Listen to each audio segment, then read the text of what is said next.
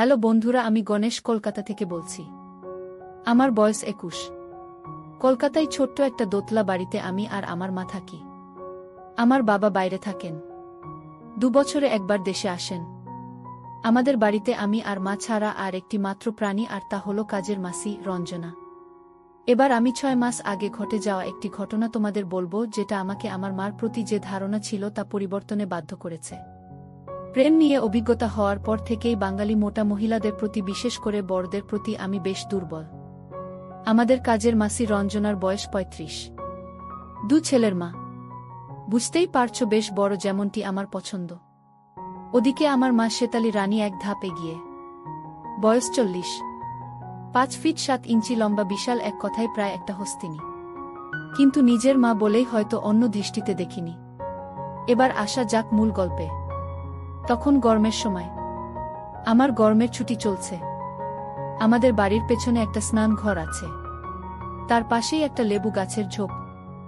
একদিন মা আমাকে টেবিল এ খাবার দিয়ে বলল, আমি যেন খেয়ে নেই, মা পাশের বাড়ির অসুস্থ কাকিমাকে দেখতে যাচ্ছে। আমি ভাতের সাথে লেবু বেশ পছন্দ করি, তাই লেবু খুঁজছিলাম। ফ্রিজে না পেয়ে ভাবলাম গাছ থেকে নিয়ে আসি। আমি পেছনের লেবু গাছের কাছে যেতেই স্নান ঘরে গুনগুন আওয়াজ পেলাম। বুঝলাম রঞ্জনা মাসি ছাড়া আর কেউ নয়। মানে মাসি এখন স্নান করবে, ওদিকে মাও নেই। আমি আর দেরি না করে পা টিপে টিপে স্নান ঘরে টিনের কাছে গেলাম। একটা ফুটতে চোখ রাখলাম। কল্পনাতীত এক দৃশ্য আমার চোখের সামনে ভেসে উঠল। আমি কুলকুল করে ঘামছি আর আমার ছোট্ট বাবুর জাগরণ টের পাচ্ছি। আমার নিজ চোখে এ ঘটনা দেখার পরও আমার বিশ্বাস হচ্ছে না যে আমি এ দৃশ্য দেখছি। এবার মাসি বিড়বিড়িয়ে বলে উঠল, ভগবানের লীলা বোঝা দায়। আমরা গরিব বলে মানুষের বাড়ি বাড়ি কাজ করি আর বাড়ির কর্তাদের সেবা দিয়ে কিছু উপরি পয়সা কামাই, কোথায় আমাদের মতো বড় বড় মাইনে দেবে। আমার কাছে সেবা নিতে এসে আমাকে বলে কিনা জানিস রঞ্জনা শেতালিকে দেখলে ইচ্ছে হয় দেই একবার। এভাবে কথা বলতে বলতে কাজ করছিল। বুঝলাম মাসি খুবই ক্ষুধার্ত, আর পাড়ার কোনো কাকুমাকে নিয়ে এসব বলাতে মাসি হিংসে মরছে। মাসি তখনও আপন মনে কাজ করতে লাগলো, অমনি আমি মার ডাক শুনতে পেলাম। আমি তড়ি ঘড়ি করে ঘরে গেলাম। আমি ঘেমে নিয়ে একাকার হয়ে গেছি। মা আমাকে দেখে বলল, না খেয়ে কোথায় গিয়েছিলি? এই তো লেবু আনতে। কাপা কাপা গলায় বললাম। মা মুচকি হেসে বলল, লেবু ডাসানা কচি? মানে? কখন তোকে খাবার দিলাম আর লেবু নিয়ে ফিরলি এইমাত্র বুঝি? মা মুখ টিপে হাসছে, ব্যাপারটা কি? কই লেবু এনেছিস? না। কেন? ভালো লেবু পাসনি? নাকি লেবুগুলো এখনো ছোট বড় হয়নি? হা মা, তুমি ঠিকই বলেছ, এখনো বড় হয়নি। তাহলে বাবা কষ্ট করে এবেলা খেয়ে নে। রাতে মা তোর জন্য ডাসা টস্টসে রসালো ডবকা লেবুর ব্যবস্থা করব। মার মুখ টেপা হাসি তখনও চলছে। আমি স্পষ্ট বোধ করছিলাম, কারণ আমার নিচের অবস্থা খারাপ। তবে স্বস্তি বোধ করছিলাম এ কারণে যে মা টের পায়নি যে আমি রঞ্জনা মাসির স্নান দেখছিলাম। আসলেই কি টের পাইনি নাকি? রাতের খাবার পর দোতলার একদম কণার ঘরে, অর্থাৎ মার ঘরে গেলাম। মা শুয়ে টিভিতে সিরিয়াল দেখছিল। আমাকে দেখে মা একটু জায়গা করে দিল। আমি মার পাশে বসলাম। গরম ছিল বলে আমি শুধু একটা বারমুডা ও গেঞ্জি পরা ছিলাম। মা আমাকে কাছে টেনে মাথায় হাত বুলতে বুলতে বলল, তোকে তো বিয়ে দিতে হবে রে। মা, কি যে বলো না তুমি? ঠিক এ বলছি। যেভাবে পরের গেছে লেবুর দিকে চোখ লাগুচ্ছিস, বলা তো যায় না কখন কি করে ফেলিস। আমি একটু ঘাবড়ে গেলাম। মা মুচকি মুচকি হাসছে।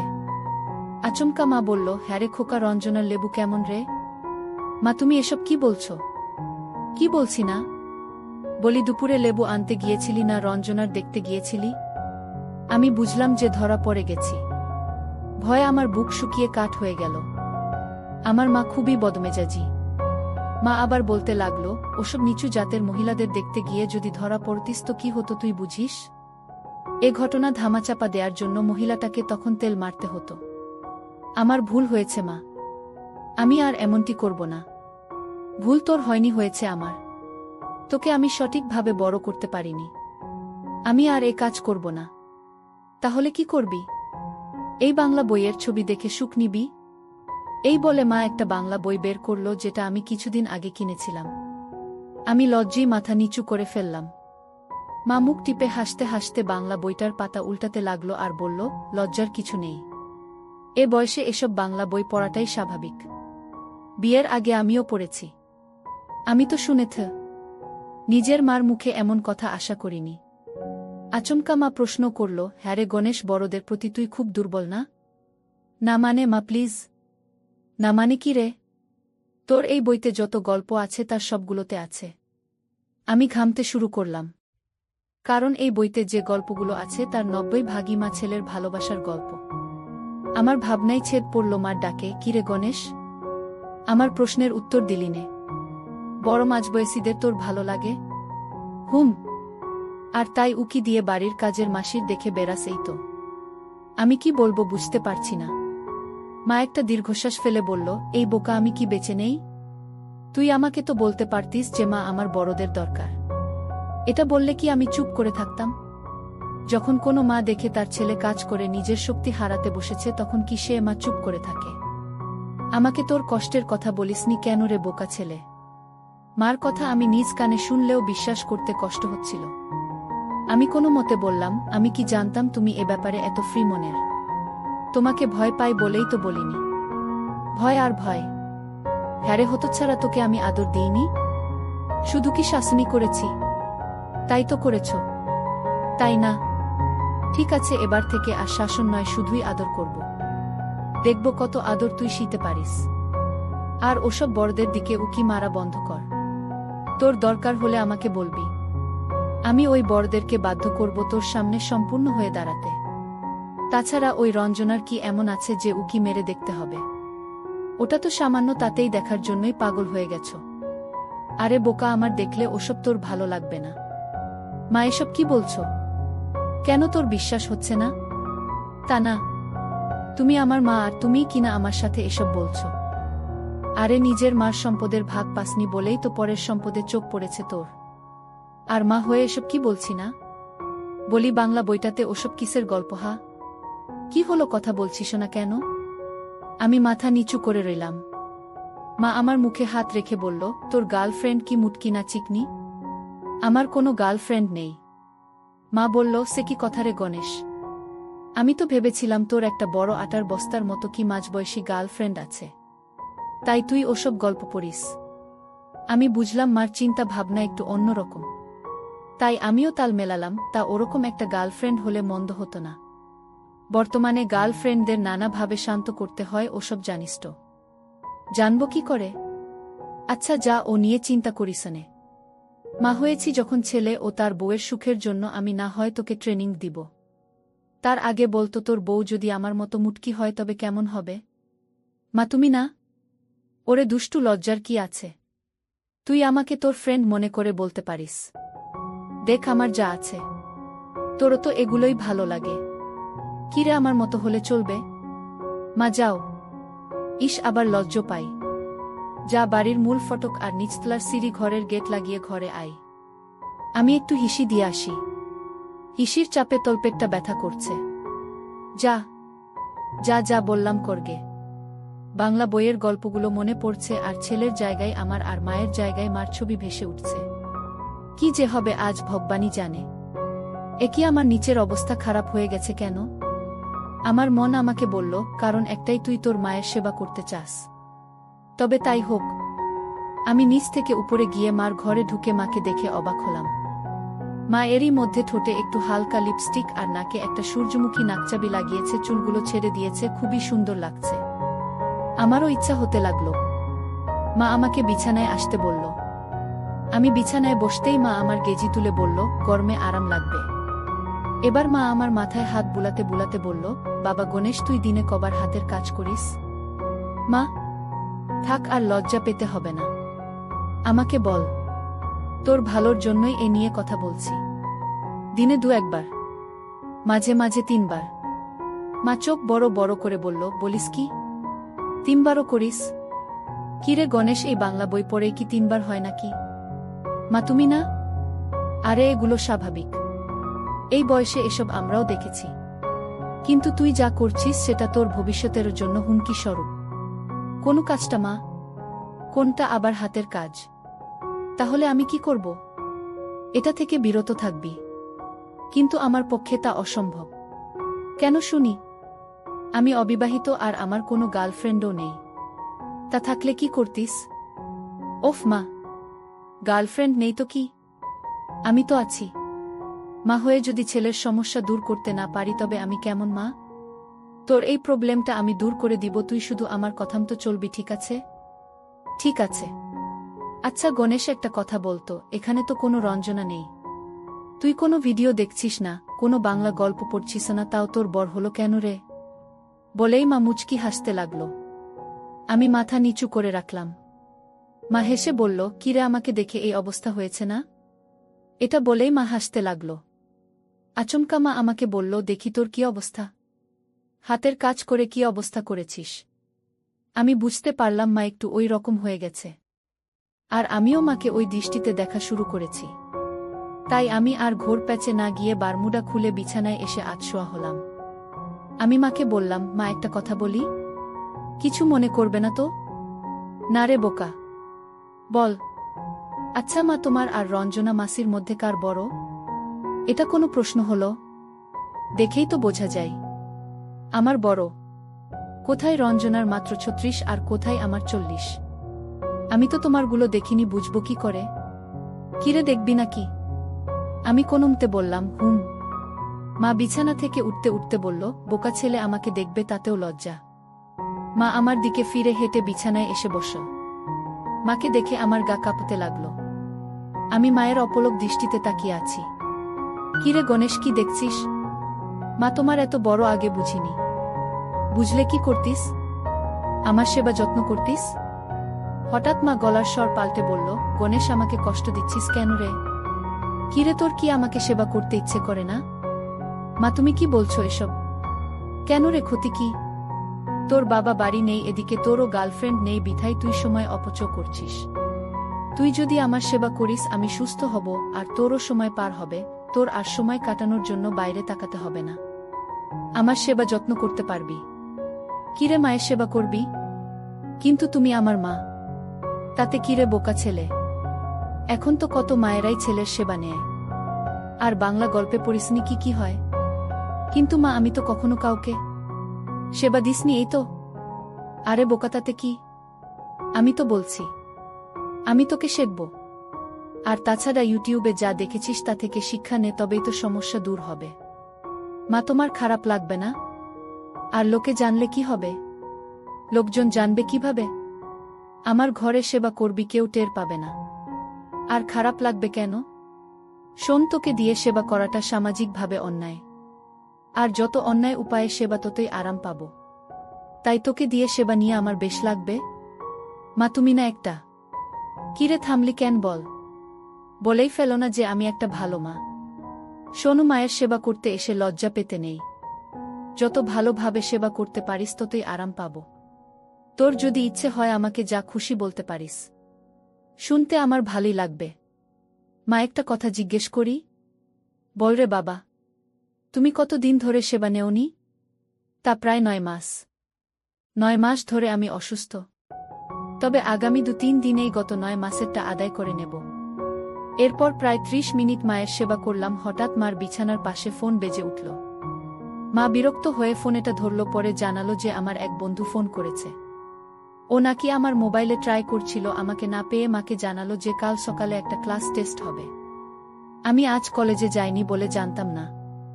মা এবার তাড়া দিল, নে বাবা তাড়াতাড়ি কর, কাল তোর পরীক্ষা, তাড়াতাড়ি ঘুমিয়ে পড়। মা আমার মাথায় হাত বুলাতে বুলাতে বলল, প্রথমবার হিসেবে বেশ ভালো সেবা করেছিস, খুব আরাম পেয়েছি। ইচ্ছে হচ্ছে আবার সেবা নেই। চলো তাহলে আবার করি। না, আজ আর নয়, কাল তোর পরীক্ষা। এখন না ঘুমালে সকলে উঠতে পারবি না। আমি মার কথা মেনে নিয়ে ঘুমোতে চেষ্টা করলাম। পরদিন কলেজ থেকে ফিরে খেয়ে দিয়ে আমি সোজা মার ঘরে চলে গেলাম। ওদিকে মা টুকটাক কাজ সেরে রঞ্জনা মাসিকে বিদায় করে ঘরে ঢুকল। মা দরজা লাগিয়ে বিছানায় উঠে বসল। মা আজ একটা কালো সিল্কের ম্যাক্সি, নাকে ফুল, এর পাশাপাশি একটা রিংও পরেছে, এতে মাকে আরো ভালো লাগছে। আমি একটা টাওয়েল পেঁচিয়ে শুয়েছিলাম। মা আমার মাথায় হাত বুলাতে বুলাতে কলেজের খোঁজ খবর নিল। আমি মাকে বললাম, আচ্ছা মা, তোমাকে একটা কথা জিজ্ঞেস করি? তোকে আজ একটা কথা বলছি, শুনে রাখ, এখন থেকে তোর যা খুশি আমাকে বলতে পারিস। তার জন্য অনুমতির প্রয়োজন নেই। মনে থাকবে? হ্যাঁ গো মা, মনে থাকবে। তাহলে বলি। আমি বললাম, আচ্ছা মা, তুমি আমাকে আর বাবাকে ছাড়া আরও অনেককে দিয়েছ, তাই না? তোর কাছে লুকিয়ে তো লাভ নেই, তাই সত্যিই বলছি। হ্যাঁ রে গণেশ, আমি আরও অনেকে খেতে খেয়েছি। সে আমি আগেই বুঝতে পেরেছি। কিভাবে শুনি? খুব সহজ। যে তার নিজের ছেলেকে খেতে পারে সে বাইরের লোকদেরকেও খেতে দিতে পারে। তা কাকে কাকে খেতে দিয়েছ? তোর দাদু, তোর মাস্টার, পুজোতে একবার 3টে ছোকরাকে খেতে দিয়েছিলাম। আর আমার এক বান্ধবী আছে, ওর বরের একটা বাগান বাড়ি আছে, ওখানে প্রায়ই ওর সাথে গিয়ে ওর বন্ধুকে খাবার দিলাম। বল কি? তুমি তো অনেক অভিজ্ঞ। তা কার খাবার বেশি ভালো লাগতো? তা তোর দাদুর কথা আলাদা করে বলতেই হয়। বাবা খেতেও পারতেন বটে। তবে একটা জিনিস কি জানিস, কাল তোর দেওয়া দেখে মনে হলো তোর দাদুই বুঝি আমাকে দিচ্ছে। তাই নাকি? হ্যাঁ রে বাবা, তাই। এমনকি এখন যে তুই আমার সেবা করে গল্প করছিস, তোর দাদুও তাই করত। দিনে রাতে মায়ের সেবা করতে লাগলাম। এভাবে আমাদের মা ছেলের সংসার চলতে থাকল। এর কিছুদিন পর মা আমার কলেজের গরমের ছুটি পড়াতে মা বলল, গণেশ, তোর তো কলেজ বন্ধ, তাই তোকে বেড়াতে নিয়ে যাব। কোথায়? তা বলবো না। তোর জন্য সারপ্রাইজ আছে। আমরা কালই যাব। পরদিন সকালে আমরা রেডি হয়ে বসে রইলাম। মা কার সাথে যেন ফোনে কথা বলছে। আমরা যেখানে যাচ্ছি সেখানে কয়েকদিন থাকব, তাই বাড়তি কিছু কাপড় নিয়েছি। তখন প্রায় 9:30 এমন সময় একটা গাড়ি এসে আমাদের বাড়ির গেট এ দাঁড়াল। মা ওনাকে দেখে দৌড়ে গিয়ে ধরল। 2 মুটকির জড়াজড়ি দেখে আমার নিচের জাগতে শুরু করল। এরপর মা আমাকে ডেকে বলল, গণেশ শোন, এ হচ্ছে তোর সুজাতা মাসি, আমার প্রাণের বন্ধু। ওর বড় বাইরে থাকে। গত মাসে ও একটা নতুন বাংলো কিনেছে। আজ আমরা ওখানেই বেড়াতে যাব। আমি মাসির সাথে কুশল বিনিময় করে তাকে ভালো করে দেখতে লাগলাম। আমরা আর কিছু বাদেই রওনা হলাম। আমি সামনে বসলাম, মা আর সুজাতা মাসি পেছনে।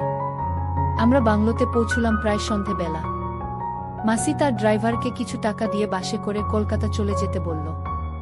বাংলোতে এখন আমরা 4 জন। আমি, মা, মাসি আর 34 বছর বয়সী একটা কাজের মহিলা। ও মহিলা দেখতে বেশ সুন্দর। আমি ভাবছিলাম আজ মাকে সেবা দিতে পারব তো। অচেনা জায়গা, তার উপর বাইরের লোকজনও আছে। ওদিকে মাকে যতই দেখছি ততই আমার অবস্থা খারাপ হচ্ছে। মাসি তার কাজের মহিলার সাথে কথা বলতে লাগলো, হ্যাঁ রে রাধা, বিশু কোথায়? ও পাশে গ্রামে একটা কাজে গেছে, রাতে চলে আসবে। শোনো, আমরা ফ্রেশ হচ্ছি, তুই খাবার দে। আচ্ছা। এই বলে কাজের মহিলা চলে গেল। আর আমরা আমাদের ঘরে গেলাম। বাংলোতে ঢুকতে বিরাট একটা ড্রয়িং রুম, ওটা পেরিয়ে বা ডানের ঘরটাতে মা আর মাসি ঢুকলো, আর আমি বা দিকের ঘরটাতে। এর পেছনে আরেকটা ঘর ও হল রুম। প্রতিটা ঘরেই অ্যাটাচড বাথরুম আছে। আমরা খেয়ে একটু বিশ্রাম নিলাম। রাত তখন 9টা। আমার ঘুম ভাঙল। আমি একটা ট্রাউজার পরে খালি গায়ে বাংলোর সামনে হাঁটছি। এমন সময় দেখি বাংলোর সাথে ছোট একটা রুমে কাজের মহিলা রাধা। জানালা খোলা দেখে মনে হচ্ছে কাপড় পাল্টাবে। আমি পা টিপে টিপে সামনে এগুলাম। কাছে যেতে যেতেই রাধা সম্পূর্ণ হয়ে পড়েছে। একটা সাদা ছোট পরে দাঁড়িয়ে। ট্রাঙ্ক থেকে একটা নীল কাপড় পরতে পরতে নিজে নিজে বলছে, দিদি, আজ আবার কোনো মহিলা নিয়ে এসেছে, কে জানে। সেদিন এক মহিলা আনল, আর ওর খেয়ে অবস্থা একেবারে নাজেহাল। আজ কি যে হবে। আজকের মহিলাটা যা দেখতে, ও তো গিলে ফেলবে। সাথে আবার একটা ইয়াং মর্দ এনেছে। ইস, আজ রাতটাই অন্যরকম। আমি শুনে তো তাহলে এই কি মা সেই বান্ধবী যার বন্ধুকে দিয়ে সেবা নিত? আমি এবার মাসিদের ঘরের দিকে যাব। ঠিক সেই সময় রাধা হাতে কি নিয়ে মাসিদের ঘরে ঢুকল। এমন সময় আমার মাথায় এলো জানালায় উকি দেওয়ার ব্যাপারটা। আমি ওপাশ দিয়ে মাসির জানালার পাশে গেলাম। জানালা খোলাই ছিল। দুপর্দার ফাঁক দিয়ে ভেতরে উকি মারলাম। বাহ, পুরো ঘাটটাই দেখা যাচ্ছে। দেখলাম রাধা একটা বাটিতে কিছু আচার রেখে চলে গেল। মা মাসিকে বলল, এটা কিসের আচার রে? এটা বেদের আচার। মানে? এটাতে একটা জিনিস মেশানো আছে যেটা খেলে অনেকক্ষণ ধরে রাখা যায়। তাই বল।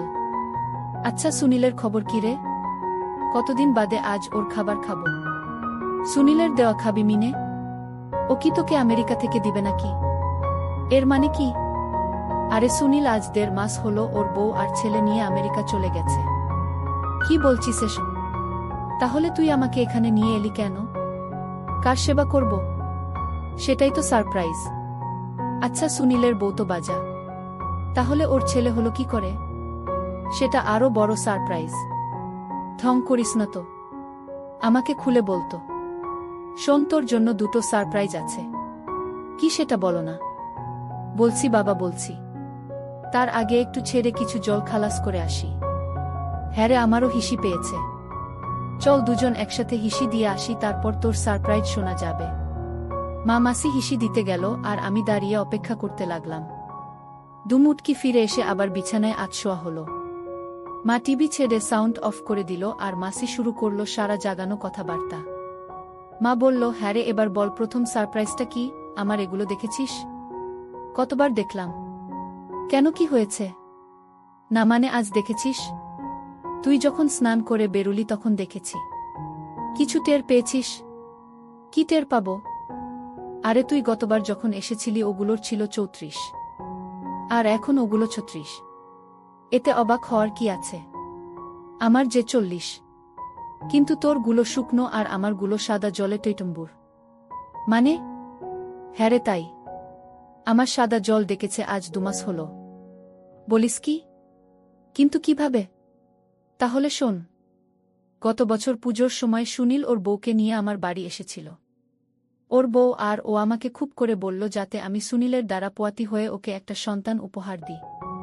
যদি তাই করি তাহলে ও আমাকে একটা বাংলো দেবে। আমিও রাজি হলাম। পেটটা বাঁধলাম। যখন আমার 5 মাস তখন আমি সবাইকে নেপাল যাবার কথা বলে এই বাংলোতে গা ঢাকা দিলাম। এখানেই বাচ্চা পয়দা করে গাবিন বনে গেলাম। আর সুনীল সেই ছেলেটাকে নিয়ে আমেরিকা চলে যায়। যাবার আগে আমাকে এই বাংলোর অর্ধেকটা লিখে দিয়ে যায়। এসব তুই কি বলছিস? আমি পর্যন্ত জানলাম না। জানবি কি করে? আমার যখন 4 মাস চলছিল তখন তোর সাথে আমার শেষ দেখা হয়। এরপর আমার সাথে তোর আজই প্রথম দেখা হলো। আমি ভেবে রেখেছি এ সাদা জল খাইয়ে তোকে সারপ্রাইজ দেব, তাই তোকে আজ ডাকলাম। তাই বল, আচ্ছা এই বাংলোর বাকি অর্ধেকটা কার নামে রে? শোনো, সুনীল আমাকে বলেছে যে ওকে আরেকটা সন্তান উপহার দেবে, তাকেই এই বাংলোর বাকিটা লিখে দেবে। আমি বলি কি শেতালি, তুই পোয়াতি হয়ে বাংলোর বাকিটুকু নিয়ে নে, তাহলে 2 বান্ধবী বাকি জীবন মাস্তি করেই পার করে দেব। দাঁড়া দেখি, এবার বল দ্বিতীয় সারপ্রাইজটা কি? সুনীল নেই বলে তুই আফসোস করছিলি না। তবে শোন, আমার কাজের ঝিটাকে দেখেছিস? ও আমার এখানে যখন আমি পোয়াতি তখন থেকেই আছে। একবার ওকে কিছু লোক একটা জঙ্গলে নিয়ে দিয়েছিল। পরে এক বিহারি ট্রাক ড্রাইভার ওকে জঙ্গলে খুঁজে পায়। ওকে দেখে বিহারি ওকে বিয়ে করে তারপর আমার এখানে আসে। একদিন আমি বিহারিটাকে হিসি করতে দেখে থমকে যাই। তালগেছের মতো হোতকা অবস্থায়, প্রায় 8 ইঞ্চি। আমার খুব ইচ্ছে হয়, তারপর আমি ওকে বসে এনে দেই। শেতালি, তুই বিশ্বাস করবি না, এমন সেবা জীবনে পাইনি। এরপর থেকে আমি রাধা আর ওর বর মানে বিশু নিয়মিত সেবা করি। আজ তোকেও সেই স্বাদ নেয়াবো। ইস, বিহারির কথা শুনে আমি যে থাকতে পারছি নে। এবার তোর সারপ্রাইজটা কি শুনি? দাঁড়া বলছি। গণেশ, এই গণেশ বলে মা আমাকে ডাকতে লাগল। আমি দৌড়ে জানালার পাশ থেকে সরে মাসির ঘরে হাজির হলাম। মা আমাকে দেখে হেসে ঘরে ঢুকতে বলল। আমি গিয়ে বিছানায় উঠে বসলাম। মা এবার বলল, সুজাতা, ওকে তুই জানিস? কেন জানব না? ও তোর ছেলে। ছেলে তো বটেই, ও হলো একটা মা ভক্ত ছেলে। আমার আদরের জোয়ান, আমার এগুলির রাজা। মানে আর কি? আমার ছেলে, ওর সেবা আজ 10 দিন ধরে আমাকে সুস্থ করছে, মানে বুঝেছিস?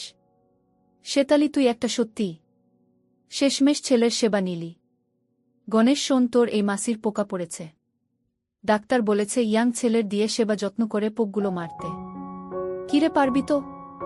কি যে বলো না মা, তোমার মতো মানুষের পোকা যেখানে মারতে পেরেছি সেখানে মাসিরটা তো কোনো ব্যাপারই না।